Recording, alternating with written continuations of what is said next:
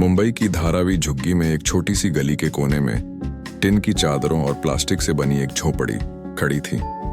इस झोपड़ी में रहता था 8 साल का अर्जुन, जिसकी आंखों में तारों जैसी चमक थी।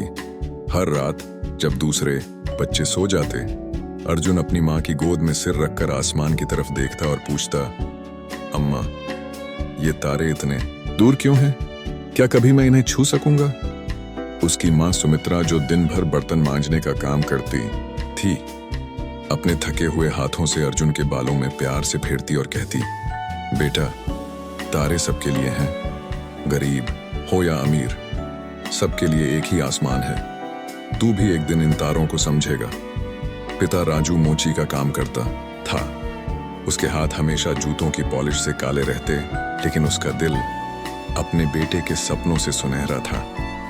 जब अर्जुन सवाल पूछता कि चांद कैसे बदलता रहता है, तो राजू अपनी सारी थकान भूलकर बैठ जाता और कहता, बेटा, तू पढ़ेगा तो सब समझ जाएगा। हमारे पास पैसे नहीं हैं, लेकिन तेरे पास दिमाग है। झुग्गी के बच्चे अक्सर अर्जुन का मजाक उड़ाते। अरे वैज्ञानिक साहब, वे चिढ़ाते, तुम्हारे तारे चांद से पेट भरेगा क्या? लेकिन अर्जुन कभी निराश नहीं होता। वह जानता था कि उसके सपने अलग हैं और अलग सपने देखने वालों को अलग राह चलनी पड़ती है। एक दिन अर्जुन कबाड़ के ढेर में एक पुरानी किताब मिली। उसके पन्ने फटे हुए थे, कुछ गायब भी थे, लेकिन उस पर लिखा था बुनियादी विज्ञान। अर्जुन ने वह किताब उठाई जैसे कोई खजाना मिल गया हो। उसमें ग्रहों की तस्वीरें थीं, रॉकेटों के चित्र थे और वैज्ञानिकों की कहानियां थीं। हर रात मोमबत्ती की धुंधली रोशनी में अर्जुन उस किताब को पढ़ता। जो शब्द समझ नहीं आते, उन्हें वह अपनी माँ से पूछता। सुमित्रा खुद ज्यादा पढ़ी लिखी नहीं थी, लेकिन वह अपने बेटे की जिज्ञासा देखकर खुश होती। अम्मा, न्यूटन कौन था? अर्जुन ने एक दिन पूछा।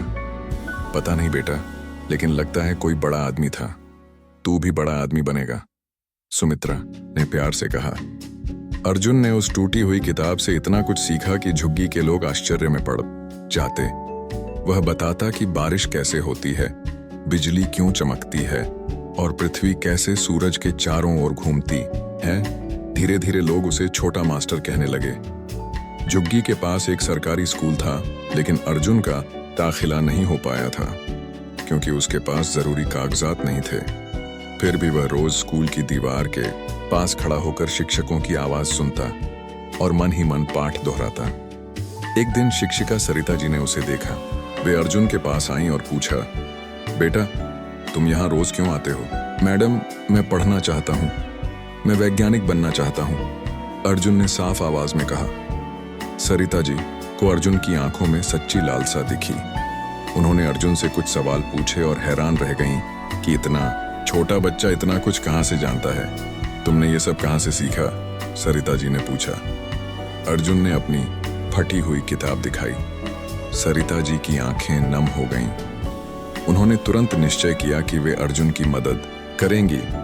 कल से तुम स्कूल के बाद यहाँ आ जाना, मैं तुम्हें पढ़ाऊंगी, सरिता जी ने कहा।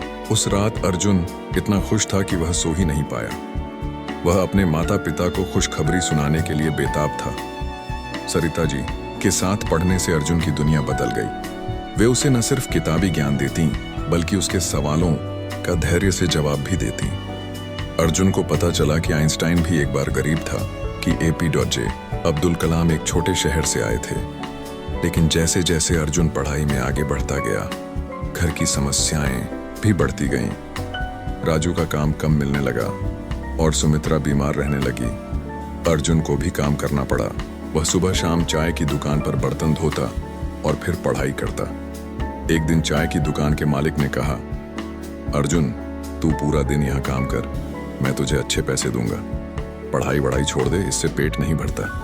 अर्जुन दुविधा में पड़ गया। घर में पैसों की सख्त जरूरत थी। उस रात उसने अपने पिता से कहा, पापा, शायद मुझे पढ़ाई छोड़नी पड़ेगी। राजू की आंखों में आंसू आ गए। वह बोला, बेटा, अगर तूने पढ़ाई छोड़ दी तो मैंने अपनी जिंदगी में कुछ नहीं किया। तू पढ़ता रह, मैं किसी तरह इंतजाम कर लूंगा। अर्जुन ने निश्चय किया कि वह पढ़ाई और काम दोनों साथ करेगा। वह सुबह 4 बजे उठता, 2 घंटे पढ़ता, फिर काम पर जाता दोपहर में फिर पढ़ता और रात को भी पढ़ाई करता। उसकी मेहनत देखकर सरिता जी और भी प्रेरित हो गईं। सरिता जी ने अर्जुन के लिए एक योजना बनाई।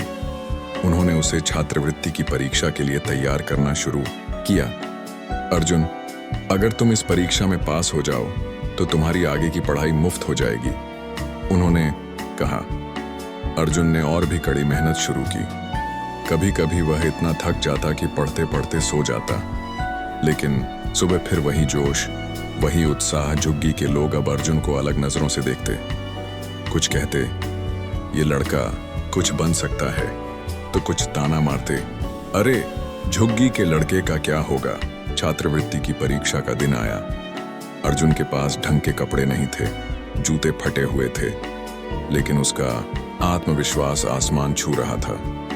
परीक्षा केंद्र में जब वह बाकी बच्चों को देखा तो एक पल के लिए हिचका।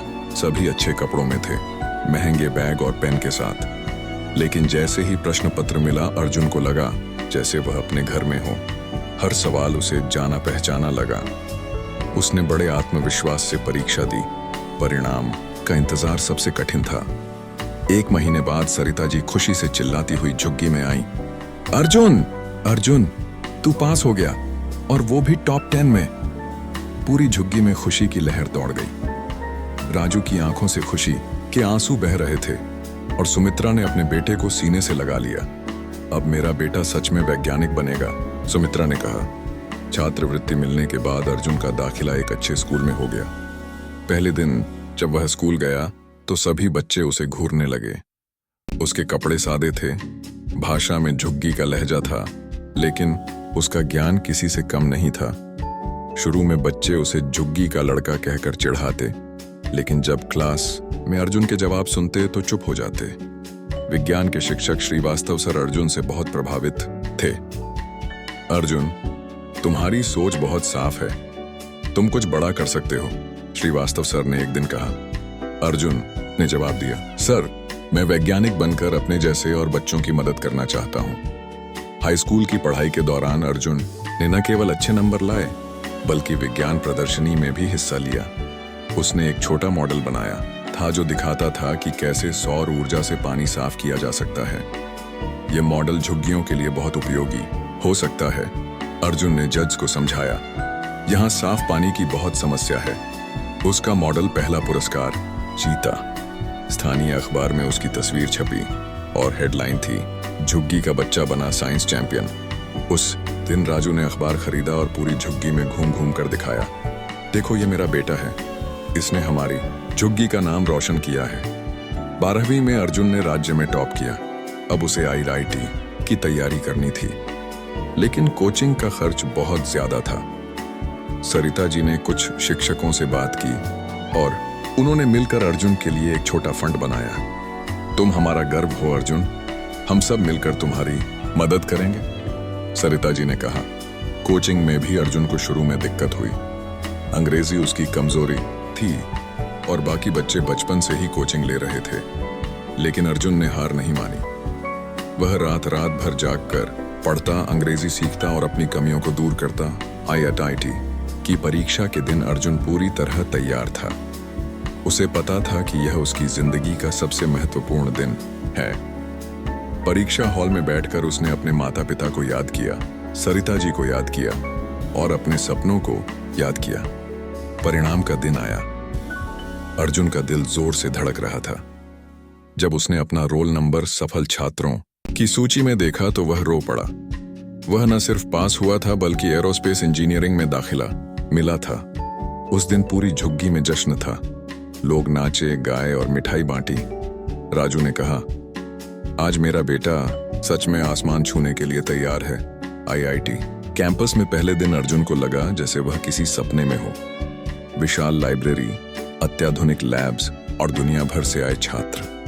यहाँ भी शुरू में उसे अपने पिछड़े बैकग्राउंड के लिए शर्मिंदगी हुई, लेकिन उसने जल्दी ही साबित कर दिया कि प्रतिभा का कोई पता नहीं होता।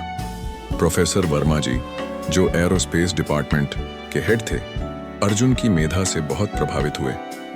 अर्जुन, तुम्हारे अंदर कुछ खास बात है। तुम रॉकेट साइंस में बहुत आगे जा सकते हो, उन्होंने कहा।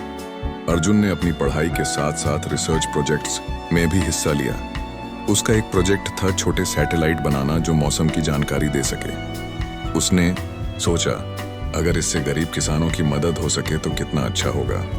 आईआईटी से पास होने के बाद अर्जुन को इसरो, भारतीय अंतरिक्ष अनुसंधान संगठन में जॉब मिला। यह उसके लिए एक सपने के सच होने जैसा था। पहली तनख्वाह मिलने पर उसने सबसे पहले अपने माता पिता का घर बनवाया। अब तुम पक्के घर में रहोगे अम्मा, अर्जुन ने कहा। सुमित्रा रो पड़ी। बेटा, तूने हमारे सारे सपने सच कर दिए। इसरो में अर्जुन ने चांद्रयान प्रोजेक्ट में काम किया। जब भारत का रॉकेट चांद पर पहुंचा तो अर्जुन को लगा जैसे वो बचपन में देखे तारे अब उसके हाथ में आ गए। हौसफल होने के बाद भी अर्जुन कभी अपनी झुग्गी को नहीं भूला। वह नियमित रूप से वहां जाता और बच्चों को विज्ञान पढ़ाता। उसने एक छोटा साइंस सेंटर भी खोला जहां झुग्गी के बच्चे मुफ्त में पढ़ सकते थे। भैया, आप सच में रॉकेट बनाते हैं? एक छोटा बच्चा पूछता। हाँ, और तुम भी बना सकते हो, बस पढ़ते रहना और सपने देखते रहना, अर्जुन जवाब देता। सरिता जी, जो अब रिटायर हो चुकी थीं, अर्जुन को देखकर गर्व से फूली नहीं समाती। मैंने सही कहा था ना, तू कुछ बड़ा करेगा, वे कहती। अर्जुन का एक रिसर्च पेपर अंतर्राष्ट्रीय जर्नल में छपा। उसमें उसने दिखाया था कि कैसे छोटे सैटेलाइट से गरीब इलाकों में इंटरनेट पहुंचाया जा सकता है। नासा ने उसे अमेरिका में रिसर्च के लिए इनवाइट किया। पापा, मुझे अमेरिका जाना है, अर्जुन ने राजू से कहा। राजू की आंखों में गर्व था। जा बेटा, पूरी दुनिया में अपना और हमारे देश का नाम रोशन कर। अमेरिका में अर्जुन ने नासा के साथ मंगल मिशन में काम किया। वहां के वैज्ञानिक उसकी क्षमता से प्रभावित थे, लेकिन अर्जुन का दिल हमेशा भारत में अपनी झुग्गी में लगा रहता। 2 साल बाद अर्जुन भारत वापस आया। अब वह सिर्फ एक वैज्ञानिक नहीं था, बल्कि एक मिशन लेकर आया था। उसने स्वप्न फाउंडेशन की स्थापना की, जिसका उद्देश्य था झुग्गियों के प्रतिभाशाली बच्चों को आगे बढ़ाना। मैं चाहता हूं कि हर झुग्गी से एक अर्जुन निकले, उसने कहा।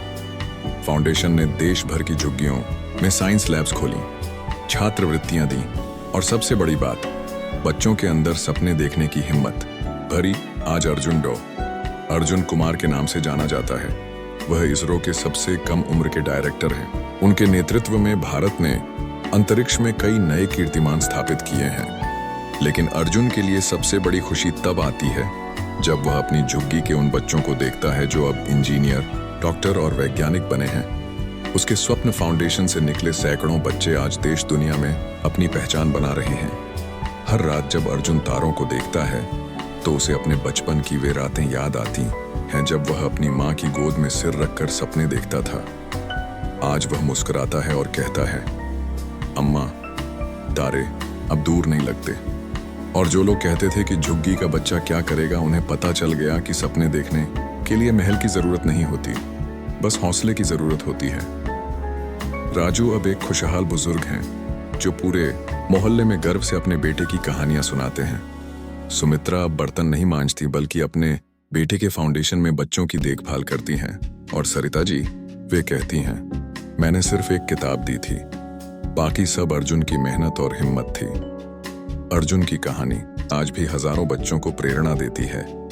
ये कहानी सिखाती है कि गरीबी कोई अभिशाप नहीं, बल्कि एक चुनौती है जिसे हौसले से जीता जा सकता है। सपने देखने के लिए आसमान जितना बड़ा दिल चाहिए, महल जितना बड़ा घर नहीं। 5 साल बाद उसी धारावी की झुग्गी में एक और छोटी लड़की प्रिया रात को तारों को देखकर अपनी माँ से पूछती है, अम्मा, क्या मैं भी अर्जुन भैया की तरह वैज्ञानिक बन सकती हूँ? उसकी माँ मुस्कुराकर कहती है, हाँ बेटी, तू भी बन सकती है। अर्जुन भैया ने दिखा दिया है कि झुग्गी के बच्चे भी आसमान छू सकते हैं।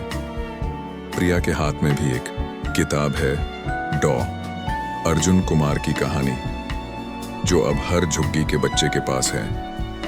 यह किताब उम्मीद की रोशनी है, सपनों का दीपक है। आज जब डॉ अर्जुन कुमार अंतर्राष्ट्रीय सम्मेलनों में भाषण देते हैं तो वे हमेशा कहते हैं, मैं उस झुग्गी का बच्चा हूं जहां सपने देखना भी लग्जरी लगती थी, लेकिन मैंने सीखा कि सपने उन्हीं के सच होते हैं जो उन्हें सच करने की हिम्मत रखते हैं। आज मैं यहाँ इसलिए खड़ा हूँ क्योंकि मेरे माता पिता ने मुझ पर भरोसा किया, मेरी शिक्षिका ने मुझे अवसर दिया और मैंने कभी हार नहीं मानी। परिस्थितियां आपको परिभाषित नहीं करती, आपके सपने आपको परिभाषित करते हैं।